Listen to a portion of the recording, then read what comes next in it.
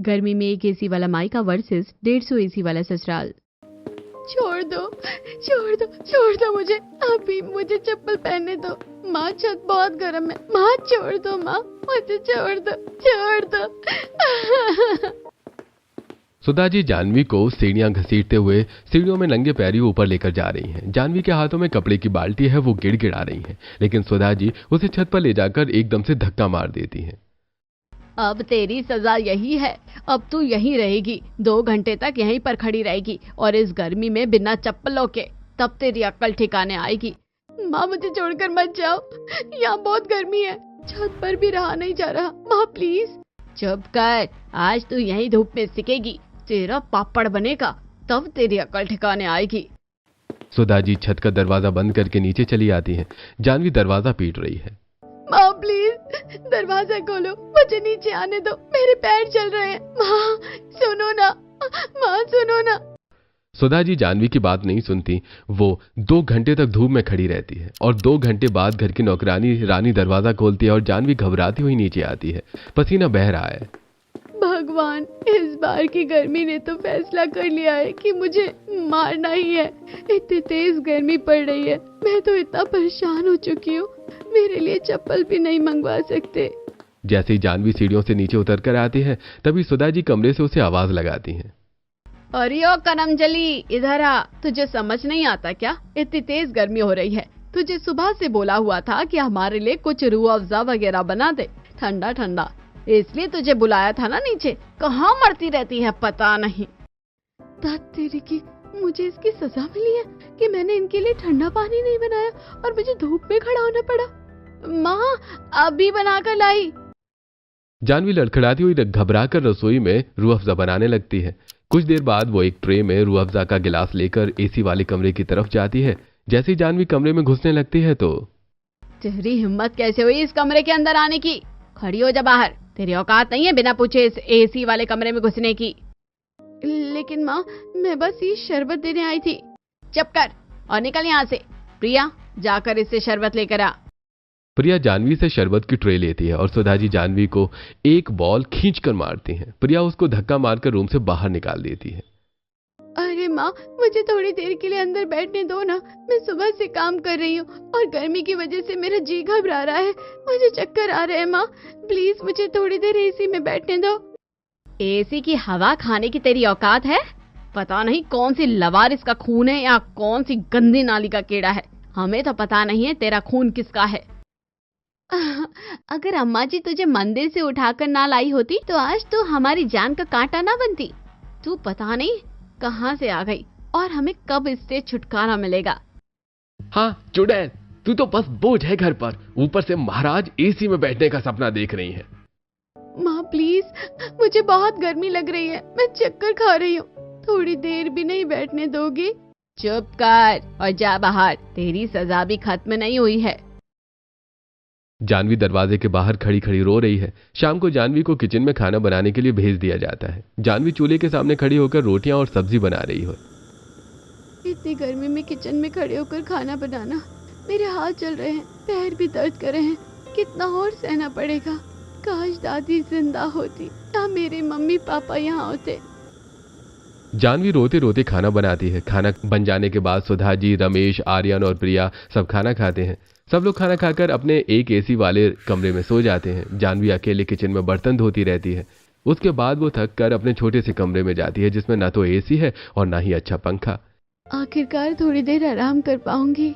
Style जो बताए आपकी पहचान, हर मौके के लिए खास कलेक्शन तैयार, अपनी वार्डरोब को दे नया अंदाज। चाहे हो त्योहार की रौनक, ऑफिस की एलिगेंस या फिर किसी खास दिन की सेलिब्रेशन, हर लुक के लिए मिलेगा perfect outfit. Trendy designs, premium fabrics और ऐसे रंग जो आपके कॉन्फिडेंस को करें और भी हाईलाइट। अब इंतजार किस बात का, आज ही विजिट करें इंडीजी स्टोर और अपने फैशन गेम को करें अपग्रेड। वेबसाइट विजिट करने के लिए डिस्क्रिप्शन में दिए गए लिंक पर अभी क्लिक करें और अपना फेवरेट लुक आज ही चुनें। जानवी लेटने की तैयारी करती है, तभी उसके पिता रमेश कमरे के बाहर आते हैं। अरे महारानी हो रही है क्या? कलेक्टर बन रही है? पंखा चला रही है? बिजली का बिल कौन भरेगा, तेरा बाप या तेरी माँ? रमेश अंदर आकर पंखे का स्विच ऑफ कर देते हैं और कमरे की लाइट भी बंद कर देते हैं। पापा पंखा मत बंद करो, इतनी तेज गर्मी पड़ रही है, बिना पंखे के कैसे सो पाऊंगी? मैं तो गर्मी से घुट रही हूँ। हमें नहीं पता तू कैसे सो पाएगी। हम तेरा खर्चा उठाने के लिए थोड़े ना यहाँ बैठे हैं मनहूस कहीं की। पैदा होते ही माँ बाप मंदिर में छोड़ गए और फिर हमारी छाती पर मूंग डलने आ गई। पापा प्लीज, सिर्फ एक रात के लिए, मैं बहुत थक गई हूँ, गर्मी में सांस भी नहीं ले पा रही हूँ।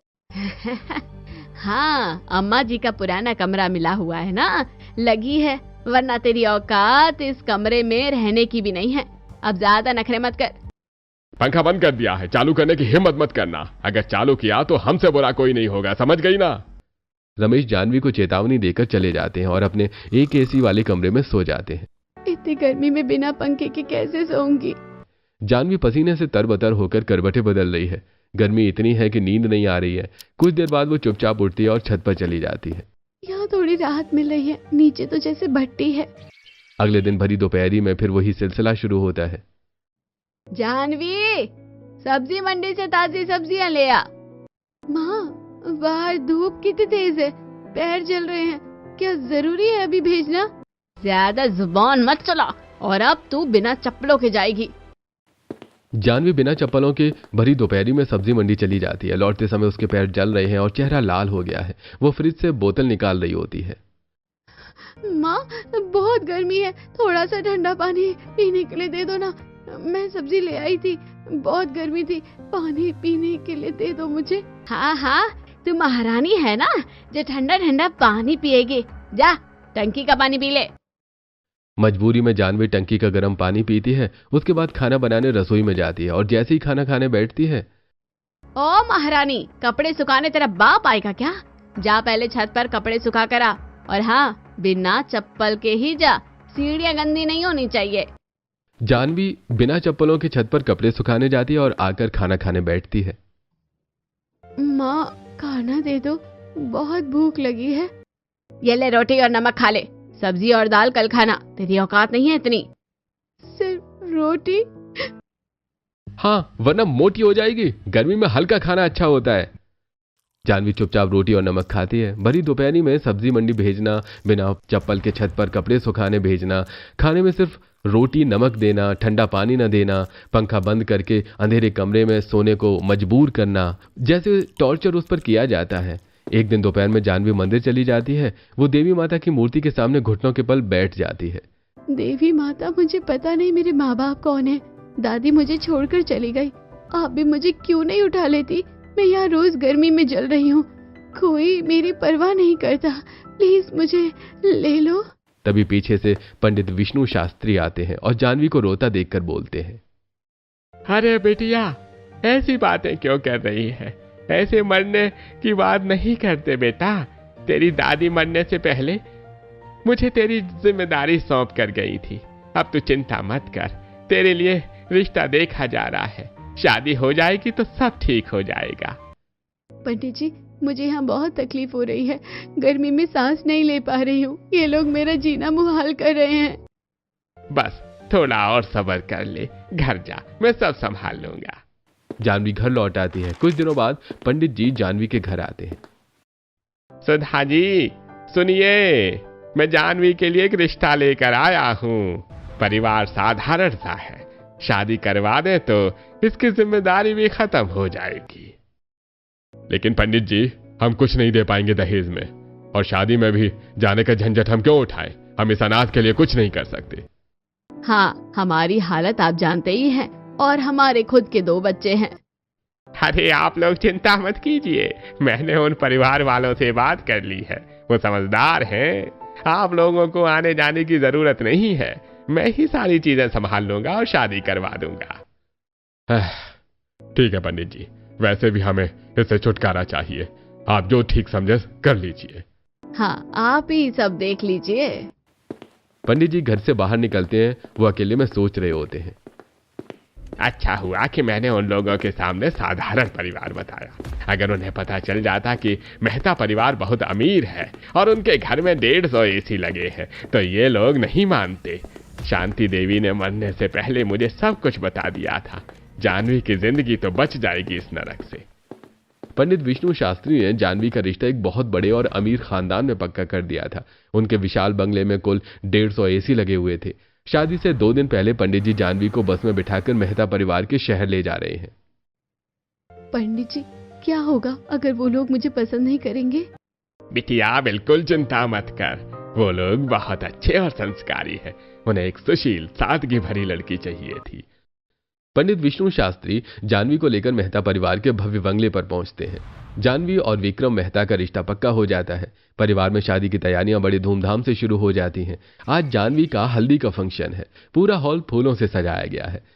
जानवी को एक बेहद खूबसूरत पीली हल्दी वाली ड्रेस दी गई है। मंजुला और कमला जी खुद जानवी के हाथों, पैरों और चेहरे पर हल्दी लगा रही होती हैं। बेटा जानवी, आज से तू हमारे घर की बहू और बेटी दोनों है।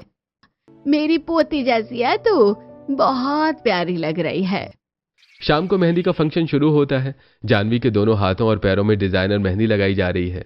भाभी, आपके हाथ देखिए कितने सुंदर लग रहे हैं। इतनी सुंदर मेहंदी मेरे मायके में तो कभी ऐसी मेहंदी भी नहीं लगी। आखिरकार शादी का दिन आ जाता है। जानवी और विक्रम के साथ 7 फेरे होते हैं और विदा होकर जानवी ससुराल आती है। अरे वाह, इतना ठंडा, पूरा घर बर्फ जैसा लग रहा है। वाह, मैं तो मायके में पंखे की एक हवा के लिए तरसती थी। यहाँ तो हर कमरे में एसी चल रहा है। इतनी ठंडक, मुझे लग रहा है जैसे स्वर्ग में आ गई हूँ। तभी सिमरन तेजी से आती है। अरे भाभी, भाभी, भाभी, चलो भैया के कमरे में चलते हैं। मैं आपको आपका कमरा दिखा देती हूँ। सिमरन जानवी का हाथ पकड़कर उसे ऊपरी मंजिल पर ले जाती है। कमरा बहुत बड़ा है और शानदार है। बीच में सेंट्रल एसी लगा हुआ है। कमरा फूलों और हल्की खुशबू से महक रहा है। भाभी, आप यहाँ बैठो, भैया थोड़ी देर में आ जाएंगे। जानवी बेड पर बैठ जाती है। कुछ देर बाद 2 नौकर ट्रॉली लेकर कमरे में आते हैं। ट्रॉली में तरह तरह के ड्राई फ्रूट्स, ताजे फल, जूस, शरबत और ठंडी चीजें सजी हुई होती हैं। भाभी, शादी में बहुत थकान हो गई होगी ना, कुछ खा लो, भूख लग रही होगी। नहीं नहीं सिमरन, मुझे भूख नहीं लग रही है, लेकिन मुझे बहुत अच्छा लग रहा है। इतना ठंडा ठंडा ठंडा ठंडा सा लग रहा है। तभी सास मंजुला कमरे में आती है। वो जानवी के पास बैठ जाती है और उसके सिर पर प्यार से हाथ फेरती है। बेटा, पंडित जी ने हमें सब कुछ बता दिया था। तुम्हारे मायके में तुम्हें कितनी तकलीफ हुई, कितनी गर्मी में जलना पड़ा, सब पता है हमें। जानवी की आंखों में तुरंत आंसू आ जाते हैं। वो सिर झुका लेती है। बेटा, तुम चिंता मत करो, आज से मैं तुम्हारी माँ हूँ। ये परिवार अब तुम्हारा मायका भी है और ससुराल भी। यहाँ कोई तुम्हें गर्मी नहीं सताएगी। रात को जब जानवी अकेले अपने बेडरूम में होती है तो वो पंडित जी को फोन लगाती है। पंडित जी, आपने तो कहा था परिवार साधारण सा है, लेकिन यहाँ तो हर तरफ एसी है। पूरा घर बहुत बड़ा है, अमीर है। मुझे यकीन नहीं हो रहा। बिटिया, मैंने तेरे मायके वालों को जानबूझकर साधारण बताया था ताकि वो ज्यादा दहेज या शर्त न रखे। असल में मेहता परिवार बहुत अमीर और सम्मानित है और तेरी दादी शांति देवी ने मुझे सब कुछ बता दिया था। वो चाहती थी कि तू अच्छे और सुखी घर में जाए। अब तो खुश रहना। वो गर्मी का नरक तेरी जिंदगी से हमेशा के लिए खत्म हो गया। थैंक यू पंडित जी, आपने मेरी जिंदगी बचा ली। मैं आज बहुत खुश हूँ। जानवी फोन रखकर थकान की वजह से जल्दी सो जाती है। ठंडे एसी वाले कमरे में पहली बार उसे बिना पसीने के आराम से नींद आती है। अगले दिन सुबह जानवी उठकर फ्रेश होती है और किचन की तरफ जाती है। अरे, यहाँ किचन में भी एसी लगा हुआ है। तभी पीछे से नंद सिमरन आती है और हंसते हुए कहती है, हाँ भाभी, हमारे पूरे घर में कुल 150 एसी लगे हुए हैं। आप देख रही है ना, ये 5 मंजिला बंगला है। हर मंजिला पर अलग अलग एसी है। सीढ़ियों में भी, बालकनी में भी, गार्डन में भी एसी की व्यवस्था है। ऊपर छत पर हमने टीन शेड लगवाया हुआ है, वहाँ भी एसी लगवाया है ताकि गर्मी में छत पर बैठने में भी ठंडक रहे। जानवी का मुंह खुला का खुला रह जाता है। वो हैरानी से चारों तरफ देख रही है। यहाँ तो बहुत बड़ा एसी लगा है। किचन में भी एसी है, जिससे खाना बनाते समय भी गर्मी नहीं लगती। हमारे बाथरूम में भी फुल एसी सिस्टम है। सुबह जब आप नहाने गई थी तब भी आपको ठंडा ठंडा लग रहा था ना, वो इसी वजह से था। इतने सारे एसी, मैं तो सपने में भी नहीं सोच सकती थी कि किसी के घर में इतनी ठंडक होती है। मेरे मायके में तो पूरे घर में एक ही एसी था, जिसकी हवा भी मुझे नहीं कभी मिली। तभी सास मंजुला और ससुर अजय किचन में आ जाते हैं। बेटा जानवी, तुम रसोई का काम मत करो, हमारे पास पूरा स्टाफ है। तुम बस रोज एक बार मेन्यू बता देना कि क्या क्या बनवाना है, बाकी सब स्टाफ बना देगा। अब तुम्हें खाना बनाने की कोई जरूरत नहीं है। हाँ बेटी, तुम आराम करो, तुम्हें अब कोई तकलीफ नहीं होनी चाहिए। नहीं मम्मी जी, मैं बना लूंगी। अरे नहीं बेटा, तुम हमारे घर की बहू हो, नौकरानी नहीं। तुम बस घूमो, आराम करो और अपनी नई जिंदगी का मजा लो। कुछ देर बाद पड़ोस की कुछ महिलाएं शगुन लेकर आती हैं। शगुन की रस्म के बाद सिमरन जानवी को पूरे घर पर घुमाने ले जाती है। वो दोनों बंगले के हर कोने में जाती हैं। इतना बड़ा घर और हर जगह एसी, मुझे लग रहा है जैसे मैं किसी होटल में रह रही हूँ। भाभी, अब ये आपका घर है, जितना मन करे घूमो। गर्मी में तो हम छत पर भी बैठकर चाय पीते हैं, वहाँ भी एसी चलता है। शाम होते होते सास मंजुला जानवी के कमरे में जाती है। उनके हाथ में एक बहुत सुंदर और महंगा व्हाइट कलर का बटरफ्लाई गाउन है। गाउन सॉफ्ट, फ्लोई और एम्ब्रॉयडरी वाला है, जिसमें हल्के गोल्डन वर्क और सीक्वेंस की चमक है। बेटा जानवी, ये लो, आज शाम को तुम्हें ये गाउन पहनना है, हम पार्टी में जाएंगे। तुम आराम से ये पहनकर तैयार हो जाओ। जानवी गाउन देखकर हैरान रह जाती है। मम्मी जी, ये बहुत सुंदर है, मैंने कभी ऐसा गाउन नहीं पहना। आज पहन कर देखो, तुम्हें बहुत अच्छा लगेगा। विक्रम को भी बहुत पसंद आएगा। तैयार होकर नीचे आना, हम सब गार्डन में बैठ रहे हैं। मंजुला कमरे से बाहर चली जाती है। थोड़ी देर बाद जब जानवी तैयार होकर कमरे से बाहर निकलती है, उसके बाल खुले हैं और हल्का मेकअप किया है। वाह, इतना सुंदर गाउन, मुझे लग रहा है जैसे मैं किसी फिल्म की हीरोइन बन गई हूँ। जानवी धीरे धीरे सीढ़ियां उतरकर नीचे गार्डन की तरफ जाती है। जैसे वो गार्डन में पहुंचती है, पूरा परिवार उसे देखकर मुस्कुरा उठता है। वाह भाभी, आप तो बहुत खूबसूरत लग रही हैं। ये गाउन आपको परफेक्ट सूट कर रहा है। मेरी बहू तो राजकुमारी जैसी लग रही है आज। देखा, मैंने कहा था ना कि तुम्हें बहुत अच्छा लगेगा। जानवी शर्मा रही थी। वो गार्डन में बने सुंदर सोफे पर धीरे से बैठ गई। कितना फर्क है ना, एक तरफ एक एसी वाला मायका जहाँ गर्मी में सांस लेना भी मुश्किल था, दूसरी तरफ 150 एसी वाला ससुराल। सच में मैं बहुत लकी हूँ। तभी विक्रम गार्डन में आ जाता है। अरे वाह जानवी, ये गाउन तुम पर बहुत खूबसूरत लग रहा है। Thank you. भैया, भाभी, मम्मी पापा आपको हनीमून के लिए बाली भेज रहे हैं। रेडी हो जाओ, अगले हफ्ते आपको जाना है। क्या, बाली? अरे वाह, क्या बात है, मजा आ जाएगा। शादी के कुछ दिनों बाद विक्रम जानवी को फ्लाइट से हनीमून पर बाली के पहाड़ों ले गया। दोनों घूमने फिरने के लिए निकल पड़े। विक्रम, देखो कितनी सुंदर नदी है, पानी कितना साफ और ठंडा है। पसंद आ रही है? तो तैयार हो जाओ, आज हम राफ्टिंग करने वाले हैं। राफ्टिंग? मुझे तो डर लग रहा है, लेकिन चलो, मैं पहली बार ट्राई करूंगी। दोनों ने व्हाइट वाटर राफ्टिंग की। ठंडे पानी की तेज धार में राफ्ट ऊपर नीचे हो रहा था। जानवी चीख रही थी और हंस भी रही थी। विक्रम, ये बहुत मजेदार है, लेकिन डर भी लग रहा है। पानी कितना तेज है। अरे डरो मत, मैं तुम्हारे साथ हूँ, एंजॉय करो। वाह, कितना मजा आया, मैं पूरी भीग गई, लेकिन ये एक्सपीरियंस लाइफ टाइम का है। अगले दिन दोनों बंजी जंपिंग करने गए। अब बारी है बंजी जंपिंग की, तैयार हो ना? विक्रम, इतनी ऊंचाई, मेरा दिल जोर जोर से धड़क रहा है। क्या मैं कर पाऊंगी? तुम कर सकती हो जानवी, मैं पहले जंप करूंगा, फिर तुम आना, ट्रस्ट मी। विक्रम पहले जंप कर लेता है, फिर जानवी भी हिम्मत करके जंप कर देती है।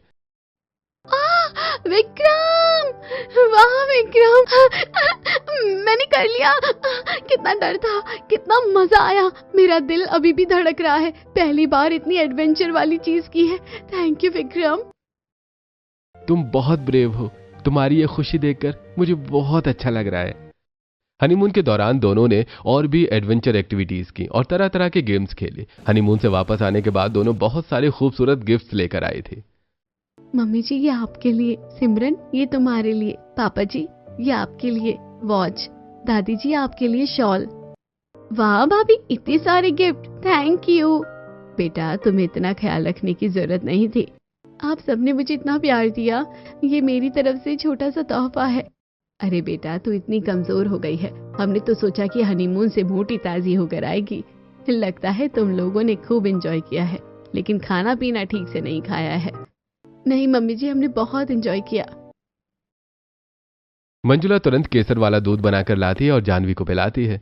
रात को जानवी अपने कमरे में आराम से सो जाती है। अगले दिन सुबह जानवी की नींद देर से खुलती है। वो घबरा कर उठती है और जल्दी जल्दी तैयार होकर नीचे जाती है। मम्मी जी, मुझे बहुत देर हो गई है, सॉरी। अरे बेटा, कोई टेंशन नहीं है, आज के जमाने में कौन इतनी सुबह उठता है और इतनी गर्मी में कौन साड़ी पहनता है। रुको तुम। मंजुला अपनी बेटी सिमरन को बुलाती है। सिमरन, आज तुम अपनी भाभी को शॉपिंग करा कर ले आओ। जानवी को नए कपड़े, गाउन, एथनिक वियर और जो भी चाहिए सब खरीद लाना। हाँ मम्मी, चलो भाभी, आज हम दोनों खूब शॉपिंग करेंगे। शॉपिंग मॉल में सिमरन जानवी को बहुत सारे कपड़े खरीद कर देती है। वो सिंपल और सुंदर सूट, कोट स्टाइल छोटे छोटे टॉप्स, सभ्यता वाली कुर्तियां और हल्के कॉटन के सूट सिलवाती है। जानवी को हल्के, आरामदायक और गर्मी में पहनने वाले कपड़े खरीदे जाते हैं। भाभी, ये वाले कॉटन के सूट गर्मी में बहुत अच्छे लगेंगे। ये कोट स्टाइल टॉप्स भी ट्रेंडी है। इतने सुंदर कपड़े मुझे बहुत अच्छे लग रहे हैं। मुझे लग रहा है जैसे सपना देख रही हूँ। भाभी, अब ये सब तुम्हारा है, जितना मन है खरीदो। शॉपिंग के दौरान जानवी की नजर एक आइसक्रीम पार्लर पर पड़ती है। वो थोड़ी देर तक आइसक्रीम देखती रहती है। क्या भाभी, तुम्हारा मन कर रहा है आइसक्रीम खाने का? अरे कोई बात नहीं, खाएंगे, लेकिन ये वाली मार्केट वाली नहीं खाएंगे। घर चलकर हमारी स्पेशल शुगर फ्री आइसक्रीम खाएंगे। शाम को दोनों शॉपिंग करके घर लौट आते हैं। बहुत सारे बैग्स लेकर थकी हुई जानवी को देखकर मंजुला कहती है, बेटा तुम थोड़ा आराम कर लो। अगर चक्कर आ रहा है तो या थकान लग रही है तो ज्यादा आराम करो, जाकर लेट जाओ। जानवी अपने कमरे में जाकर आराम करने लगती है। उसी समय दादी सास कमला किचन में अपनी स्पेशल शुगर फ्री आइसक्रीम बनाकर जानवी के कमरे में आई। बेटा जानवी उठो, मैंने तुम्हारे लिए स्पेशल शुगर फ्री आइसक्रीम बनाई है। दादी जी, आपने मेरे लिए आइसक्रीम बनाई शुगर फ्री? हाँ बेटा, मुझे सिमरन ने बताया था तुम्हें आइसक्रीम खानी थी ना, इसलिए मैंने खास तुम्हारे लिए शुगर फ्री आइसक्रीम बनाई है। खा लो, ठंडी ठंडी है। वाह दादी जी, कितनी स्वादिष्ट है, अब बहुत अच्छी है। जानवी आइसक्रीम खाते हुए बहुत खुश थी। कुछ दिनों बाद घर में बर्थडे पार्टी का इनविटेशन आता है। पूरा परिवार खुशी से जश्न मना रहा है, लेकिन जानवी अचानक भावुक हो जाती है। वो एक कोने में बैठकर रोने लगती है।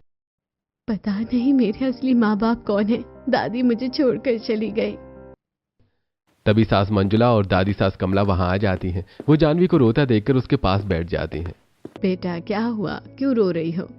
मम्मी जी, आज अगर मेरे मम्मी पापा होते तो मेरा बर्थडे भी मनाते, लेकिन मुझे अपने माँ बाप के बारे में कुछ भी नहीं पता। अरे मेरी बच्ची, अब रो मत। आज से हम ही तेरे माँ बाप हैं। ये पूरा परिवार तुम्हारा है।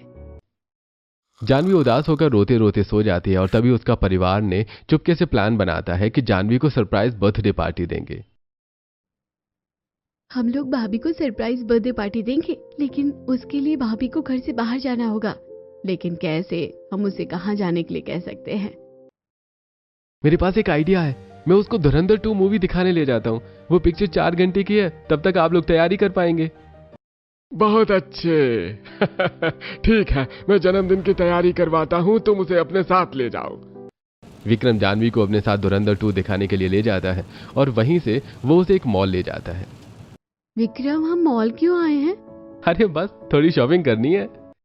मॉल में विक्रम ने जानवी को एक बहुत सुंदर पर्पल कलर का रॉयल गाउन दिलवाया, जिसका लुक प्रिंसेस जैसा था। साथ में उसने डायमंड की नेकलेस, इयररिंग्स और ब्रेसलेट भी दिलवाई। फिर विक्रम ने जानवी को एक हाई एंड सैलून में ले जाकर उसके बालों का खूबसूरत हेयर स्टाइल बनवाया। विक्रम, ये सब क्यों? मैं इतनी तैयार क्यों हो रही हूँ? क्योंकि तुम्हारे लिए जरूरी है। विक्रम जानवी को तैयार करके घर ले आया। विक्रम जानवी को अंदर ले जाने के बजाय उसे सीधे एक खास स्लाइडर एंट्री पर बिठा दिया गया। जैसे ही जानवी स्लाइडर पर चली, लाइट्स जल उठी और फूलों की बारिश हो गई। वो बिल्कुल राजकुमारी की तरह लग रही थी और घर के अंदर जाते ही सरप्राइज! Happy birthday Janvi! अरे वाह, देखो तो सही, हमारी बहू बिल्कुल राजकुमारी लग रही है। इतनी सुंदर, इतनी सुशील। आज की एंट्री तो ऐसी है जैसे कोई प्रिंसेस घर को आ रही हो। हाँ बेटा, तुम तो सच में राजकुमारी जैसी लग रही हो। हमारी जानवी किसी से कम नहीं है। जानवी स्लाइडर से नीचे उतरी। विक्रम ने आगे बढ़कर उसे डायमंड की खूबसूरत रिंग पहनाई। परिवार के बाकी सदस्यों ने भी महंगे गिफ्ट दिए। पूरे हॉल को बैंगनी और गोल्डन थीम से खूबसूरती से सजाया गया था। बीच में 7 लेयर का बहुत बड़ा केक रखा हुआ था। पूरे घर में मेहमान भरे हुए थे। हैप्पी बर्थडे मेरी जान, अब से तुम्हारा हर बर्थडे इसी तरह मनाया जाएगा। मुझे यकीन नहीं हो रहा, आप सबने इतना कुछ किया। Thank you Vikram, thank you सबको। आज मैं बहुत खुश हूँ। उस रात जानवी को बिल्कुल राजकुमारी जैसा ट्रीटमेंट मिला। फिर 7 लेयर का केक काटा गया। जानवी ने सबसे पहले दादी सास और सास को केक खिलाया, लेकिन कुछ देर बाद पार्टी के दौरान जानवी को अचानक चक्कर आने लगे। वो लड़खड़ा गई। विक्रम, मुझे चक्कर आ रहे हैं। विक्रम तुरंत उसे संभाल लिया। पूरा परिवार हड़बड़ा गया। अरे क्या हो गया बेटा? जानवी बेटा बैठो, पानी लाओ जल्दी। पूरा परिवार एकदम हड़बड़ा गया। विक्रम ने तुरंत जानवी को गोद में उठाया और सीधे उसके कमरे में ले गया। डॉक्टर को फटाफट बुला लिया गया। डॉक्टर ने जानवी का पूरा चेकअप किया। कुछ देर बाद उन्होंने मुस्कुराते हुए बोला, चिंता करने की कोई बात नहीं है। जानवी बेहोश इसलिए हुई है क्योंकि वो प्रेग्नेंट है। लगभग 6-7 हफ्ते की प्रेगनेंसी है। गर्मी, थकान और पार्टी की भीड़ भाड़ की वजह से चक्कर आ गया और वो बेहोश हो गई। ये सुनते ही कमरे में खुशी की लहर दौड़ गई, लेकिन जानवी हैरान और घबराई हुई थी। प्रेग्नेंट? मैं माँ बनने वाली हूँ?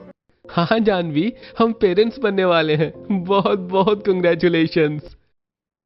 बेटा, अब तुम्हें बहुत आराम करना होगा। गर्मी में पहले भी तुम बहुत परेशान हो रही हो, इसलिए अब हम कोई रिस्क नहीं लेंगे। हमारे घर में नई मेहमान आने वाली है, बहुत खुशी की बात है। उसके बाद से पूरा परिवार जानवी का और भी ज्यादा ख्याल रखने लगा। कुछ दिन के बाद जब जानवी मंदिर जाना चाहती थी तो मम्मी जी, मैं मंदिर जाना चाहती हूँ, मन्नत मांगी है। हाँ बेटा, मंदिर चलेंगे, लेकिन नंगे पैर नहीं, तुम कार में बैठकर जाओगी। लेकिन माँ, मैंने नंगे पैर मन्नत मांगी थी। बेटा, अब तुम्हारी हालत अलग है।